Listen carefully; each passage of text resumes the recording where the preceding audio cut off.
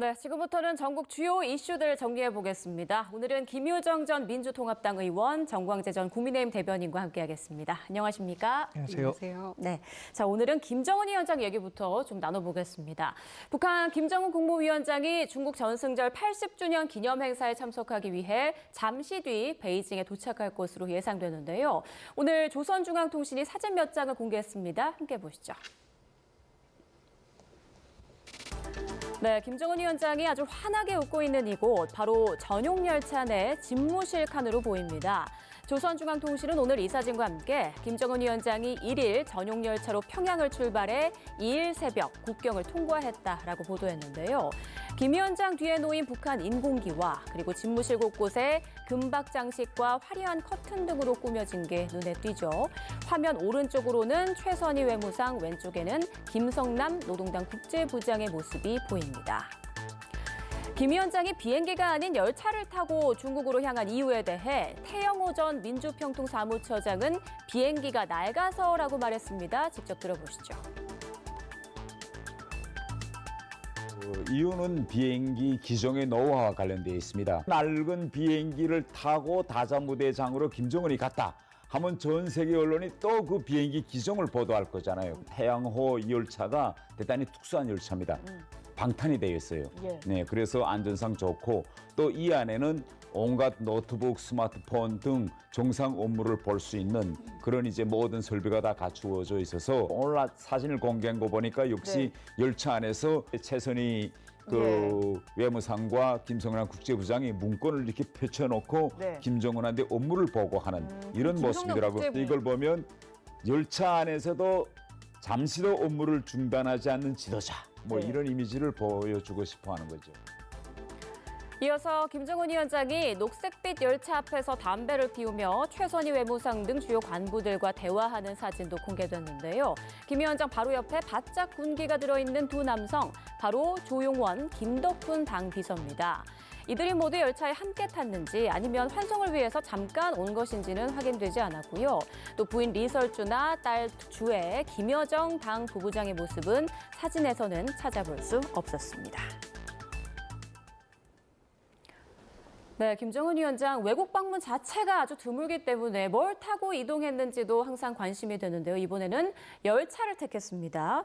태영호 전 사무처장은 비행기가 낡아서라고 말을 했지만 앞서 할아버지나 아버지 때 주로 열차를 이용했기 때문에 선대의 전통을 잇는다 이런 의미도 있다고 하더라고요. 네, 두 가지 다 아마 이유가 되겠죠. 비행기가 낡아서일 수도 있겠습니다만은 우선은 그 태양호라고 불리는 그 열차가 굉장히 안전하고요. 또 보안도 굉장히 탄탄하게 되어 있는 그런 열차이기 때문에 보안에도 아주 유용할 것이고 말씀하신 대로 할아버지, 아버지 댁에서 항상 해외 순방할 때 열차를 많이 이용했던 그런 전통, 권위 이런 것들을 이어받는다는 측면에서도 열차를 많이 이용하고 있는 것 같아요. 그러니까 하노이 회담 때도 그랬고 재작년인가요? 러시아 블라디보스톡 방문할 때에도 열차를 이용하고 했었기 때문에 이게 이제 통상 있는 일 같고요. 다만 이제 방탄이나 이런 걸로 굉장히 열차 자체가 무겁고 또 그 북한의 철도 언제부터였을까? 그 많던 동전 못 본 지가, 지폐 한 장 안 들고 다닌 지가. 시대가 그런 시대니까 그런 거겠. 합당한 합리적 선택을 했다고 하더라도 너무 길다. 저희 입장에서 그런 생각도 아울러 듭니다. 그 안에 10% 이하로 떨어지면 강릉 시민 전체에 지원할 계획입니다. 저수지와 정수장에 물을 채워 넣고 시민들도 절수 대책에 적극적으로 동참하고 있지만 문제는 아직 비다운 비 소식이 없다는 겁니다. 강릉시는 주 상수원인 오봉저수지 저수율이 10% 아래로 떨어지면 시간제 또는 격일제 급수를 시행할 수 있다고 밝혔습니다. 지금까지 강원취재본부에서 YTN 홍서욱입니다.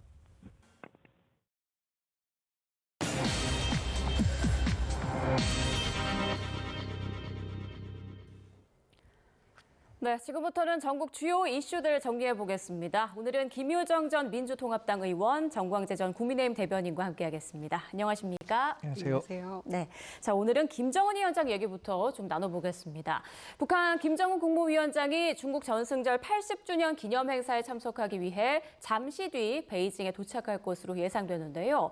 오늘 조선중앙통신이 사진 몇 장을 공개했습니다. 함께 보시죠.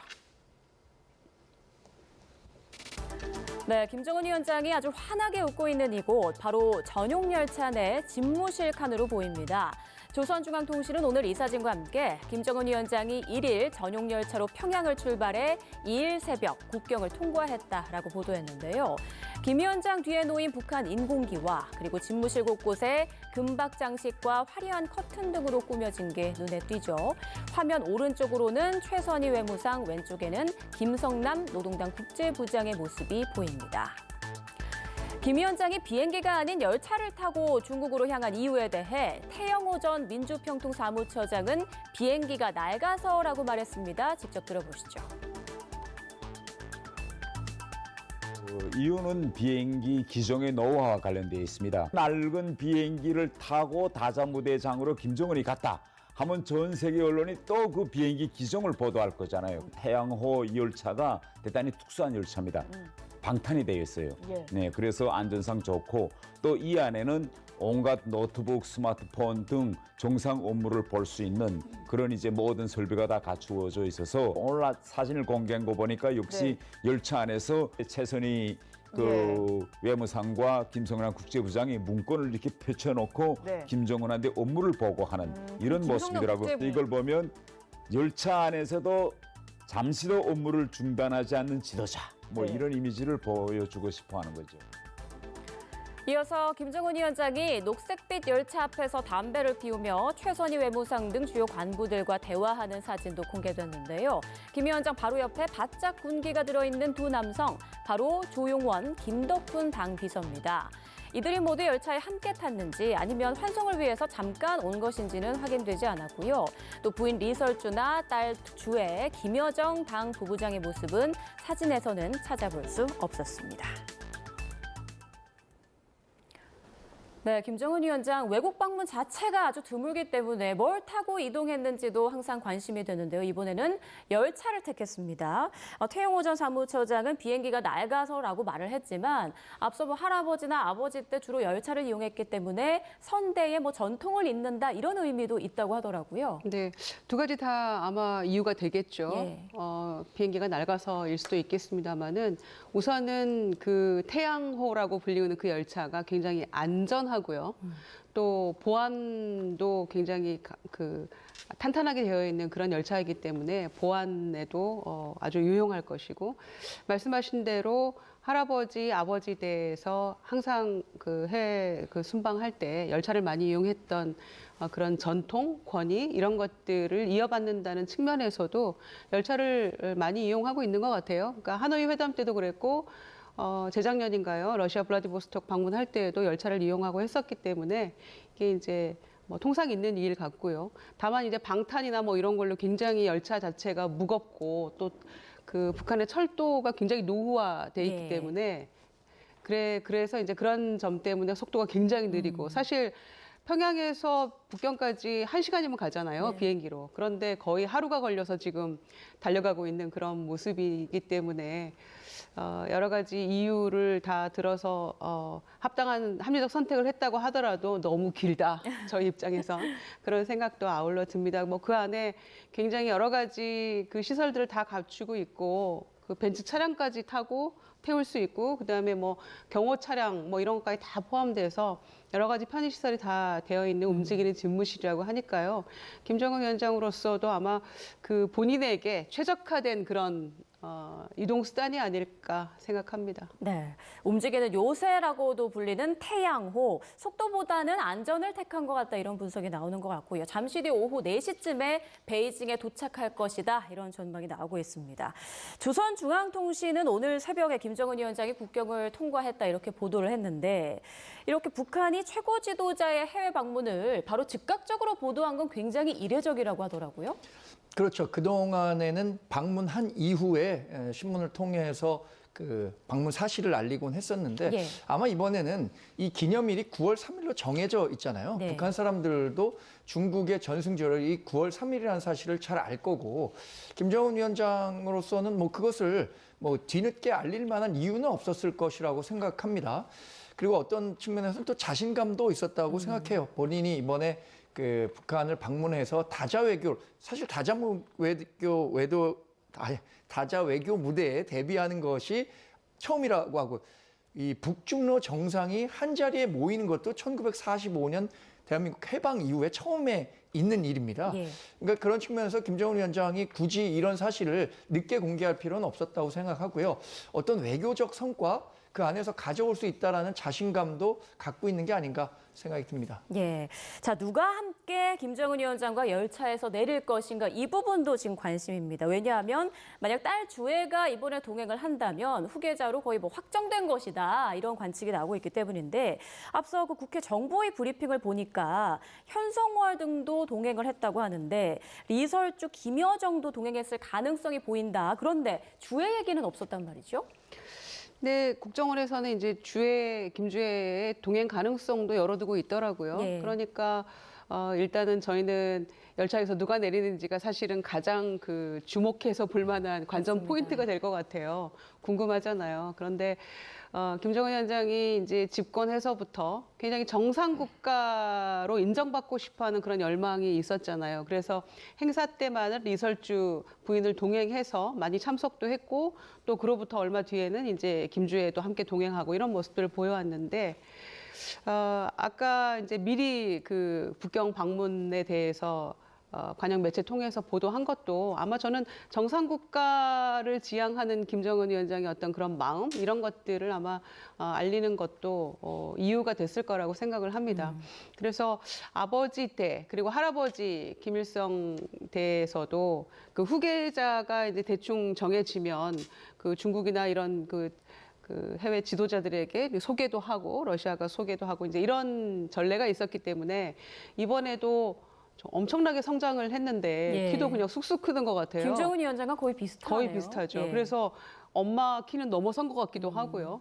그런 점에서 후계자다 아니다, 뭐 아들이 있다 없다 여러 가지 추측 보도들이 있었습니다마는 이번에 전승절 행사에 공식이든 비공식이든 어떤 식으로든 동행을 한다면 아마 후계자로서 입지가 딱 정해진 게 아닌가 이렇게 예상해 볼 수 있을 것 같습니다. 네, 주애가 동행을 할 것인지 어떤 모습으로 국제 무대에 또 함께 할 것인지 이 부분도 관심인데 정광재 전 대변인께서는 어떤 부분이 좀 관전 포인트라고 생각하세요?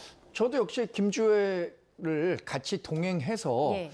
이른바 4대 세습의 기반을 중국으로부터도 인정받으려고 할 것인가 이게 관전 포인트가 될 것 같아요. 뭐 김주애 지금 굉장히 많이 컸더라고요. 사실 북한 성인 여성 평균의 키가 평균 160cm가 되지 않는 걸로 아는데 김주애 같은 경우에는 지금 뭐 훌쩍 커갖고 아버지 키와 비슷한 정도니까 사실 저런 거 볼 때마다 좀 굉장히 불편합니다. 호의호식하고 있는 두 사람만 저렇게 잘 지내고 있는 것 같아서 예. 불편한 마음도 있는데 여튼 외교 무대에서 본인의 딸을 뭐 우방 국가들에게 소개시켜 줄 것인가가 관건이라고 보이고요. 또 하나는 그 과거에 10년 전에 우리 박근혜 전 대통령이 열병시에 갔을 때는 이 서 있는 순서가 시진핑 주석, 그 왼쪽으로는 장쩌민 전 주석이 있었고요. 오른쪽으로 푸틴 러시아 대통령과 그 다음에 박근혜 전 대통령이 서 있었는데 이번에는 그 지금 정보위에서 알려진 바로는 김정은 위원장이 시진핑 주석의 왼쪽에 설 가능성이 크다고 하잖아요. 굉장히 뭐 중국 측에서도 상징적으로 그런 의전의 자리를 마련한 것 아닌가라는 생각도 들어서 북한이 지금 국제사회에서 굉장히 고립돼 있지만 북중러 세 개 나라의 어떤 그 협력 이것은 오히려 계속해서 강화되는 것 아닌가. 그 중심에는 저는 우크라이나와 러시아의 전쟁이 있었다고 생각하고요. 급변하는 경제 질서에서 북중러 3국 또 한미일 3국 간의 갈등 구조도 그만큼 또 높아진 게 아닌가 이런 것들도 확인해 볼 수 있는 자리라고 생각합니다. 네, 그리고 우리나라에서는 우원식 국회의장이 이제 참석할 예정인데 김정은 위원장과의 어떤 만남이 이루어질지도 관심 중에 하나인 것 같고요. 잠시 뒤에 이제 중국의 김정은 위원장이 도착했다 이런 소식이 전해지면 또 속보로 전해드리도록 하겠습니다. 자, 이번엔 다음 이슈로 넘어가겠습니다. 어제 국회 법사위에서 범여권 주도로 윤석열 전 대통령 체포영장 집행 당시 CCTV 화면을 열람했는데요. 그 여파가 오늘까지도 계속되고 있습니다. 여야의 목소리 들어보시죠. 첫 번째 갔을 때 수의를 입고 있죠. 예. 그러다 벌러덩 누워버리면서 반말과 예. 뭐 여러 가지를 섞어서 합니다. 예. 그러니까 다시 생각해 시간을 주고 예. 왜냐면 마음을 정리하라고 또 특검은 예의 바르게 합니다. 예. 그리고 갔다가 다시 왔더니 바뀌어버린 거죠, 상황이. 또 예. 두 번째 특검이 갈 때가 있습니다. 그때는 완전히 위아래가 수위는 벗고 있는 상황이죠. 국회 여부를 떠나서요. 그런 것들을 왜 국민들에게 알려야 합니까? 지금 민주당 의원들이 본인들만 보고 본인들 입맛에 맞는 설명만 그렇게 하는 이게 예. 정말로 반민주적인 것이죠. 저는 차라리 이 정도 됐으면 예. 국민들에게 공개하고 국민들의 판단을 받는 게 맞다고 봅니다. 본인들은 정말요? 보고 왜 국민들은 안 보여줍니까? 네, 어제 CCTV를 열람한 서영교 의원 세세하게 그 CCTV에 담긴 내용들을 설명을 했고 신동호 국민의힘 최고위원은 이런 것까지 국민에게 알려야겠느냐. 차라리 그냥 다 공개하고 국민에게 판단을 받자 이렇게 말을 했습니다. 아니 국민의힘에서 당론으로 정해주면 공개할 수도 있겠네요. 지금 다녀온 민주당 의원들 전현희 최고위원 얘기 들어보니까 이제 고민 중이다. 일반 국민에게 공개할 것인가 어떻게 할 것인가. 그래서 아직 확정적으로 정해지지는 않았는데요. 국민의힘 법사위원들은 왜 같이 가서 사실관계를 파악하지 않았는지 제가 오히려 반문하고 싶습니다. 같이 정해서 보면 됐을 텐데 지금 나중에 다녀온 그 민주당 의원들이 법사위원들이 정확히 본대로 얘기를 하고 있는데 그 부분에 대해서 저렇게 신동욱 최고위원이 분기탱천해서 반응을 보일 이유는 없다고 생각을 하고요. 왜 갔습니까? 보고 싶어서 간 게 아닙니다, 사실은. 왜냐하면은 1차, 2차 합법적인 체포영장을 법원에서 발부를 했고 거기에 대해서 법적으로 집행을 해야 되는데 법대로 집행을 못하게 막무가내로 버텼던 문제가 있었던 것이고 두 번에 걸쳐서 그리고 나서는 인권 침해가 있었다. 10명의 교도관들이 덤벼들어서 통째로 의자채로 날리려다가 낙상해서 다쳤다. 막 이런 얘기까지들 막 나오지 않았습니까? 그래서 사실을 확인할 수밖에 없었던 게 있는 거죠. 그래서 확인했더니 어떻게 됐습니까? 결과적으로는 그 말들이 거짓말이었고 사실이 아니었다는 게 드러난 거 아닙니까? 처음에는 체온 조절을 위해서 옷을 벗고 있었다라고 얘기를 해놓고 나중에 처음에 갔을 때는 옷을 입고 있다가 다시 좀 진정하고 다시 오겠다라고 얘기를 하니까 그때는 옷을 벗고 있었다는 거 아닙니까? 그러니까 1차, 2차 때는 아예 그냥 옷을 벗은 채로 대기를 하고 있었고 성경을 읽고 있었다는 거잖아요. 속옷 입은 채로 성경을 읽고 있었던 이 기괴한 모습을 어떻게 저희가 설명을 해야 되겠습니까? 그리고 의자에서 강제로 올리려다가 떨어진 게 아니고 본인이 의자에서 내려와서 바닥에 주저앉아 있었다는 거 아닙니까?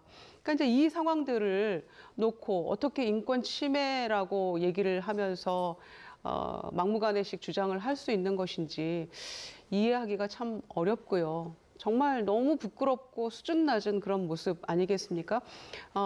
그런데다가 적반하장격으로 윤석열 전 대통령 측에서 특검을 고발하지 않았습니까? 인권 침해 운운하면서. 그러니까 이렇게 된 마당이니까 무엇이 진실인지를 CCTV를 가려볼 필요가 있다라는 측면에서 법사위 차원에서 의결을 하고 간 것인데 그렇다면 국민의힘 의원들도 가서 함께 확인하고 제대로 된 사실을 보는 게 맞았겠죠. 그리고 나서 지금 진실을 얘기하고 있는데 여기에 대해서 국민의힘에서 계속해서 지도부에 이러니 저런 얘기를 하는 것은 문제가 있다고 보고요. 특히 윤석열 전 대통령 측의 변호인들도 의견 통일이 안 되고 있잖아요. 김결희 변호사는 뭐 다 시쳇말로 다 까자 이렇게까지 얘기를 했었는데 지금 변호인들 의견 통일 안 되고 있잖아요. 뭘 어떻게 하자는 것입니까? 그런 점에서 정말 그 법적으로 적법한 집행을 제대로 못하고 있는 이 상황도 참 너무 안타깝고요. 더군다나 검사 27년 했는데 당신 검사 해봤어? 정말 너무 유치하고 부끄러운 그런 장면 아닙니까? 검사를 27년씩이나 한 분이 불법 계엄을 막 저지릅니까? 그런 점에서 저는 참 안타깝고 부끄러운 일인데 일반 국민에게까지 이거를 꼭 공개를 해야 될까? 그 점은 저도 의구심이 듭니다. 고민이 되는 네. 부분이다라는 말씀해 주셨습니다. 영상에는 말씀해 주신 것처럼 윤 전 대통령의 육성도 담긴 걸로 전해졌습니다. 나는 무죄 추정을 받는 미결수다. 검사를 27년 했다. 그리고 최순실은 자발적으로 나왔다. 이런 말들을 했다고 하는데요. 이 의미가 무엇인지 그리고 이런 내용들이 공개되는 것에 대해서는 또 어떻게 생각하시는지도 궁금하네요. 일단 공개와 관련해서는 법사위에서 법사위 의결을 거쳤기 때문에 어떤 합법적 테두리를 통해서 공개를 했다. 그것을 열람했다라고 얘기를 하고 있지만 법사위원장 지금 추미애 의원이 맡고 있고요. 법사위 구성을 볼 때에도 민주당이 다수 의석을 차지하고 있기 때문에 얼마든지 단독 의결만으로도 열람할 수 있는 겁니다. 우리 당이 동의하지 않았기 때문에 범여권 법사위 소속 의원들만 가서 열람을 한 거죠. 저는 이 특검이 탄생한 본연의 목적에 더 충실했으면 하는 바람입니다. 지금 얘기되고 있는 것은 굉장히 부수적인 문제죠.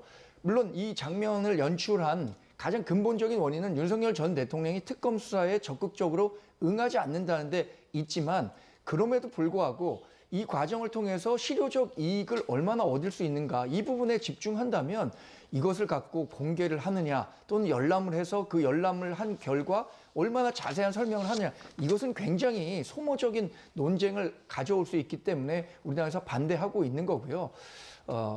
윤석열 전 대통령이 바디캄에 찍힌 뭐 발언 같은 내용을 보면 적절한 내용은 저도 아니라고 생각합니다.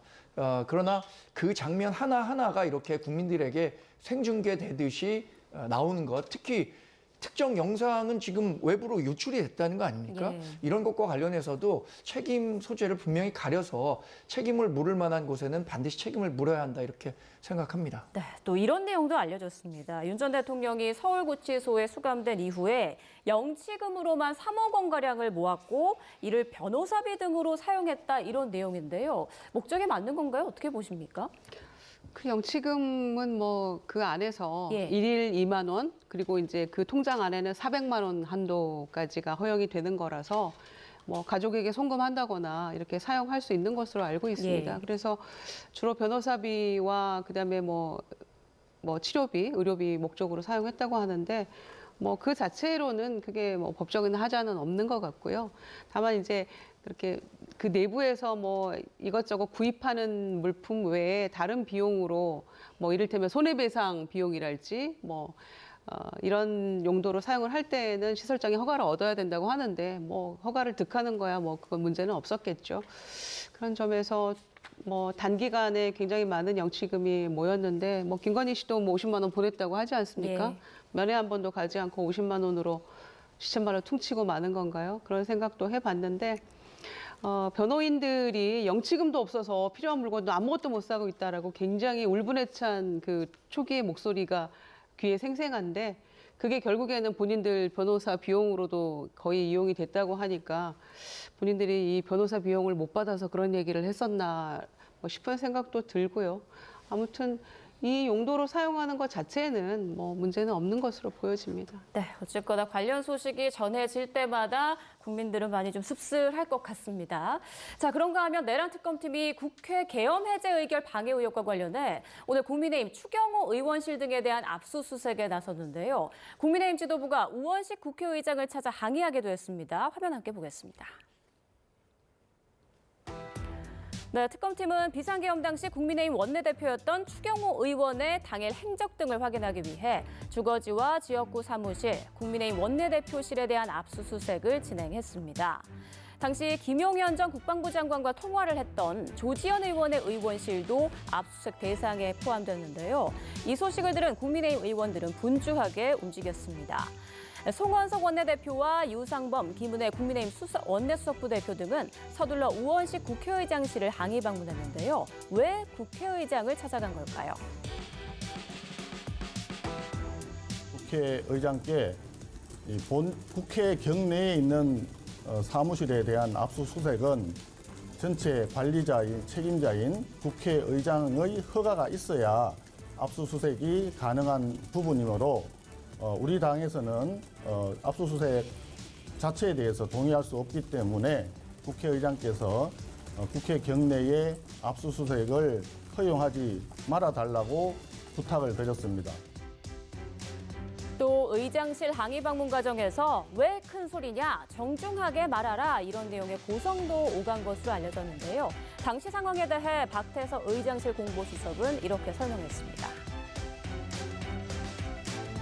국회의장께서는 원내대표가 의원들을 대표하는 자리인데 자주 빈번히 매번 항의나 문제 제기를 할 때 의원들과 같이 이렇게 집단적으로 찾아오는 행태에 대해서는 문제가 있다라는 점을 국회의장이 송원석 원내대표에게 전달하는 과정에서 여러분이 아까 들으셨던 것처럼 약간의 소음이 발생했다는 거 참고사항 말씀을 드리고요. 이처럼 한바탕 소동이 벌어진 뒤 당초 예정돼 있었던 국민의힘 장동혁 대표의 국회의장 예방이 이루어졌는데요. 기념 촬영도 하고 악수도 했지만 의장실 공기는 다소 무거웠고 두 사람의 표정에는 불편함이 묻어났습니다. 두 사람의 대화 들어보시죠. 특검이 출범한 지 시간이 꽤 지났음에도 불구하고 그동안 수사 결과에 의하면 충분한 수사가 이루어졌을 텐데 거의 활동 기간이 마무리되는 지점 그리고 정기국회가 시작되자마자 좀 과도한 압수수색을 한 것은 결국은 일하지 못하는 야당을 만들기 위한 게 아닌가 이런 점에서 매우 안타깝게 생각을 합니다. 기쁜 마음으로만 되려고 했는데 무거운 말씀을 하셔서 압수수색과 관련해서는 제가 그동안 민주당이 야당일 때도 그랬고 분명하게 원칙을 이야기했으며 수사를 근본적으로 막을 방법은 없다. 그리고 수사에 필요한 부분이 있으면 그것은 협조한다. 단 국회에 압수수색을 할 때는 이 검찰 또는 특검과 당사자가 협의를 해서 이미 제출 방식을 원칙으로 한다. 네, 국민의힘 분위기가 많이 어수선할 수밖에 없겠어요.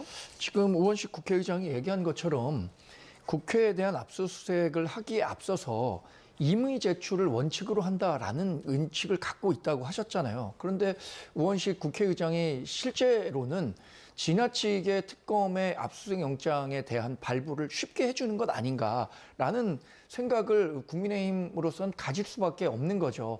가뜩이나 지금 특검 정국이 계속 되면서 정치적 수사로 변질되고 있다라는 이야기들을 하고 있는데 지금 장동혁 대표가 얘기한 것처럼 이미 특검 수사가 대부분 마무리가 되는 시점이에요. 그리고 추경호 전 원내대표 같은 경우엔 처음부터 윤석열 전 대통령과 통화가 드러나 있었고요. 관련해서 다른 방법을 통해서도 충분히 조사가 될 수 있었음에도 불구하고 이렇게 압수수색 만능주의로 이렇게 가는 것은 적절하지 않다라는 의견 제시를 할 수밖에 없는 상황입니다. 네, 김 의원님 생각도 들어보겠습니다. 아니 국민의힘은 당사 압수수색도 안 된다, 국회의원실도 안 된다 그러면은 전혀 특검 수사에 협조할 의사가 없다는 거 아니겠습니까? 그러니까 국회의장이 기본적으로 전제로 얘기를 한 거는 검찰이든 특검이든 기본적으로 그 수사를 막을 방법은 없다라는 게 기본 원칙 아닙니까? 그런데 특검과 당사자 간의 협의를 통해서 임의 제출 방식도 가능하면 좋겠다. 이런 취지인 거죠. 그러니까 원칙은 어떻게 특검 수사를 막을 수 있겠습니까? 그 법원에서 압수수색 영장을 발부를 한 것인데 국회 차원에서 그걸 무슨 수로 막겠습니까? 그러니까 저는 국민의힘이 지금의 상황을 타개하고 쇄신과 혁신의 방향으로 나아가려면 계속해서 이 압수수색 관련해서 문제 제기를 하지 말고 수사에 적극적으로 협조하는 모습을 보이는 게 오히려 민심에 부응하는 길이라고 생각을 하고요. 특히 12.3 계엄 이후에 지금 9개월이 지났기 때문에 사실상 추경호 원내대표 의원실을 압수수색해서 어떤 의미 있는 증거들이 나올 수 있을까라는 생각도 들어요. 네.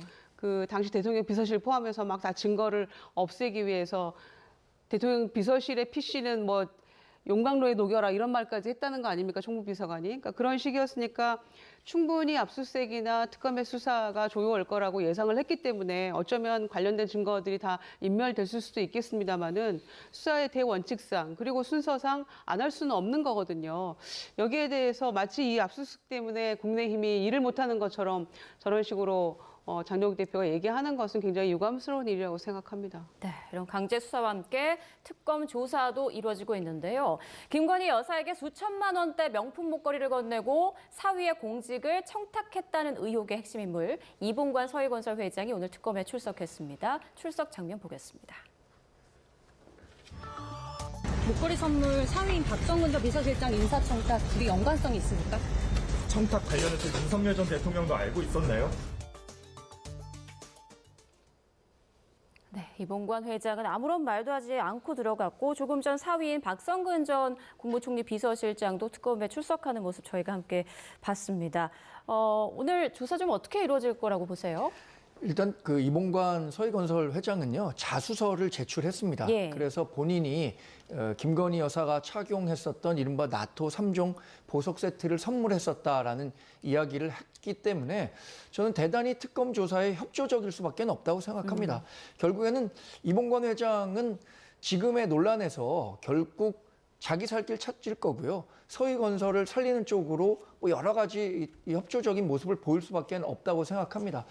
과연 그러나 반대 측 입장에서는 김건희 여사는 그걸 받은 뭐 여러 가지 이유로 얘기를 하고 있기 때문에 이런 부분과 관련해서는 뭐 대질 조사까지 이루어질 것 같지는 않습니다만 이봉관 회장이 했었던 이야기들의 신빙성을 특검으로서도 상당히 높게 평가할 수밖에 없지 않겠나 이런 생각을 해봅니다. 네. 집안에 그 사위들 딸들이 굉장히 법조인이 많더라고요. 이봉관 회장 집안에. 그러니까 사위인 전 총리 비서실장도 함께 오늘 이제 출석을 하면서 아무래도 뭐 여러 가지 만반의 준비를 했겠죠. 그리고 말 맞추기를 했을지는 모르겠습니다만 아마 관련해서 자수에 뭐 여러 가지 사실상 뭐 그 부정한 청탁의 대가로서 그 자리를 받은 거니까 뭐 그런 부분들에 대해서 시인할 텐데 과연 김건희 씨한테 간 것들이 그 목걸이와 팔찌 뭐 이런 것뿐이었겠느냐. 그리고 또 다른 차원에서의 어떤 관련된 로비나 이런 것들은 없었겠느냐. 여기까지도 저는 충분히 확대될 수 있는 문제이기 때문에 단순히 뭐 명품 목걸이 주고 뭐 매관 매직하고 뭐 이런 정도에서 멈출 것 같지는 않고요.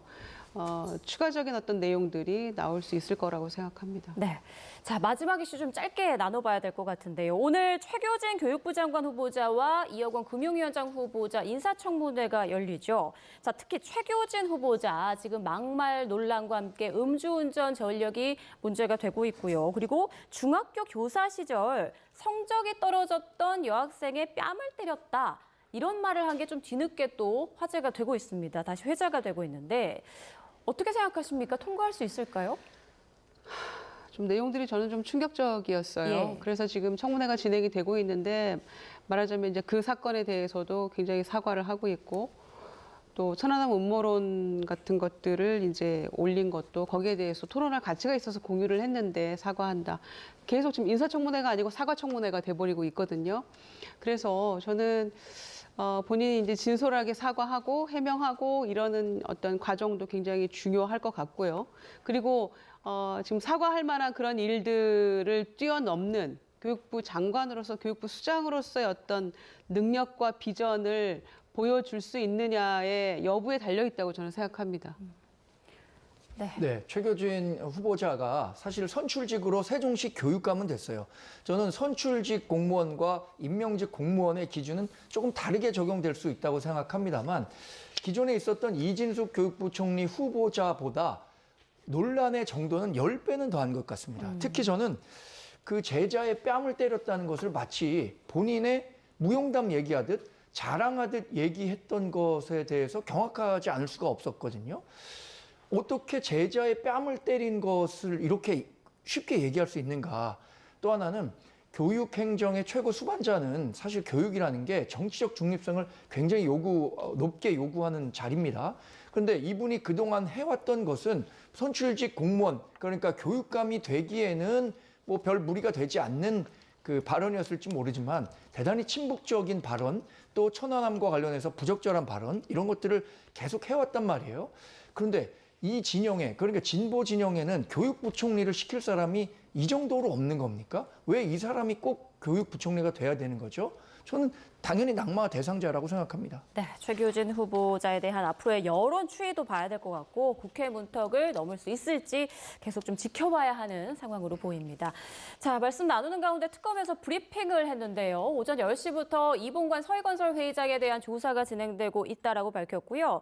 이봉관 회장이 진술 거부권은 행사하지 않고 있다라고 말을 했습니다. 그리고 피의자 신분으로 소환 조사고, 그리고 박성근 전 비서실장에 대해서는 참고인 신분으로 조사가 이루어지고 있다라고 특검에서 밝혔습니다. 이 내용은 정리해서 이어지는 뉴스에서 전해드리겠습니다. 네, 두 분과는 여기서 인사 나누겠습니다. 지금까지 김효정 전 민주통합당 의원, 정광재 전 국민의힘 대변인과 함께했습니다. 고맙습니다.